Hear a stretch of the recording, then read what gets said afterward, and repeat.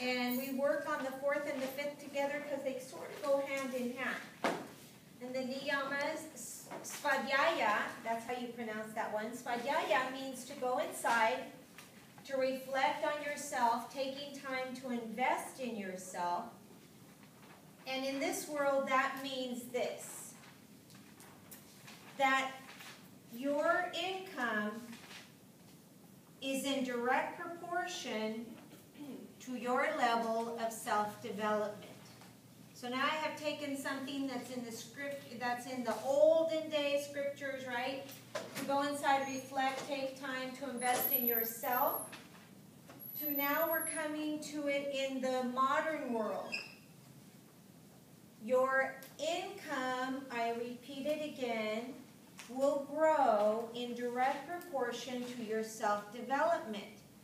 That doesn't mean that you have to apply to college. That could be enrolling in a coaching program, reading a good book, hiring a coach to mentor you, hiring a business coach, doing all of those things that you need to do to learn how to invest in yourself, learning to communicate, learning that we're all in the business of selling,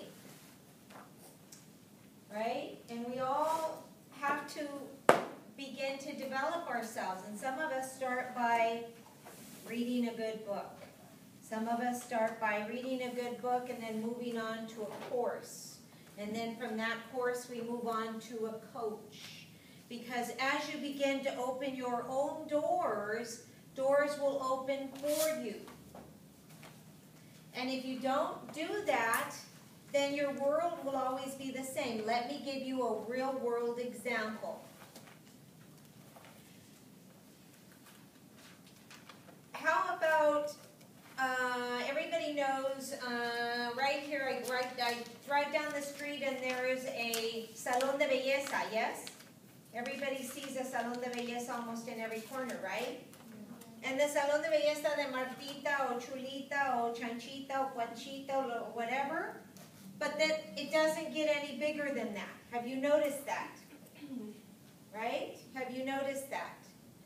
But yet you go to Hillcrest and you find all these great big salons, and now this salon is bringing in a lot of money. Well, what's the difference between Conchita's shop and the one we see in Hillcrest? What do you think that is? Location. Nope. People that have more money in that area. Nope. Nope. Has nothing to do with location and people that have more money in the world. Nope. It has nothing to do with that. Even though we would like to think that. Nope. It has everything to do with a person's self-development. If you go to Conchita, ask her how many self-development courses has she taken. Has she been there every year once she actually took the things to develop herself? Has she paid that $1,000 to go to that 3-day seminar that is up to date with the newest cuts and the newest everything? I guarantee you, if you go in there and ask her, her level of self-development will be 0. How much money you're willing to spend on yourself and your self-development will directly show how much money you begin to make, right? In your business. You go to the other place over there in Hillcrest and they'll say, I've been to this, I've been to this, I've been to the Paul Mitchell show, I've been to the Mac show, I've been to this show, I've been to this, I've been to this training, I've been to this training. They spend 50% of their income improving themselves, right? It's very much like health. People will say, well, like yesterday I was teaching a spin class. I got off the spin bike and I invited everybody to come and do the yoga with me and blah, blah, blah. And this one young girl, 25 years old, looks at me and she says, God, how do I get the energy that you have? How do I be like you? She says, I'm so tired. I said, how old are you? She goes, 25. I said, oh my God, right? But then I said to her, well, let me tell you. I said, I eat well, I feed my brain, I feed my body, I exercise, and I think I can do this all. You'll never hear me say I'm tired, ever. Because I do not speak words that can adversely affect me, right? And so she says, well, what do you do? And I said, well, like this morning I had carrot juice. In my juice, I said I had carrot, spinach, spirulina, and an orange.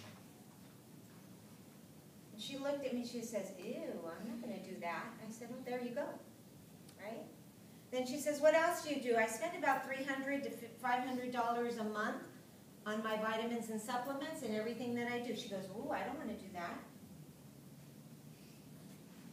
Right? Your health is the same way. Your health is in direct proportion with what you're willing to do for it. You guys had that homework, you know? In direct proportion with the money you're wanting to spend in that, right? I'm always forever finding courses to take to stay up on the newest techniques and the newest this and the newest that all the time. Just because you're educated doesn't mean you're strong in self-development. That's the other fallacy. I know a lot of my colleagues that went to college, they graduated in 1960-something when I was still a kid, and they're still teaching the same way they learned. And you guys have run into those people. Tell me you haven't run into them. Right? And that's all they've done. Right? They graduated from college and thought that was it. And they teach the same way that they were taught to teach back in the, as my dad would say, en el día del caldo, ¿verdad? En la época del caldo. Right? And so we have to be real careful with that. So that's what Svadhyaya is. You know? And then that falls into then Ishvara Pranidhanya. When you have done all that you can, you then leave it in the hands of the higher power. But not until you have done everything that you can. And we say in Spanish, ayúdate que yo te ayudaré. Right? And we say that comes from the scriptures, don't we? ¿A poco no? How many of you guys are recovering Catholics like me? Right? Okay. That's what we were told. Ahí en la Biblia dice, ayúdate que yo te ayudaré. ¿A poco no? Right? Help yourself that I will help you. That's what that translation means. Right? But some of us give up too quickly. Too quickly. And then some of us fight it. And that which you resist, you will actually put more energy and more fire to it. Let me give you an example. I think you responded back on my Facebook. I'm always being invited. Fight against childhood obesity. Fight against. I will never join a cause that's fight against. But if you ask me, be pro this. Join the cause that says pro organics. I will join that. Because that's not fighting against something.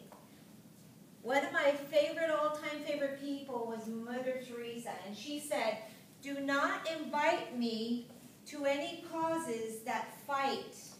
Because they will all create more flame to that fire, right? More wood inside that flame to spur that fire. But invite me for peace causes. Right? Peaceful causes. Mothers against drunk drivers. I will not join them. Their cause, their belief is good. But as long as they're against drunk drivers, they're fighting against something and they're creating more persistence of it. How about mothers for saving sober children? Then enjoy that peacefulness. You see, we cannot create something that creates an animosity and creates a feeling and an energy of resistance because it will persist. Let me give you a home example. How many times has somebody told you, clean your room? Anybody? And the more and who is that person that tells you? Your mother, your father, your brother, somebody, right? Yes? Right? And the more they tell you, what do? You're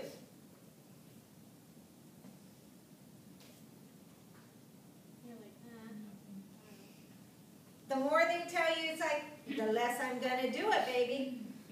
Right? That's because that's how we are. That which we resist will persist. So you have to be careful. Now it falls back over here to the niyamas. You have to go inside and realize, what am I resisting that is still persisting? What change am I resisting becoming that is creating this chaos in my life? You have to go deep down inside and ask yourself those questions.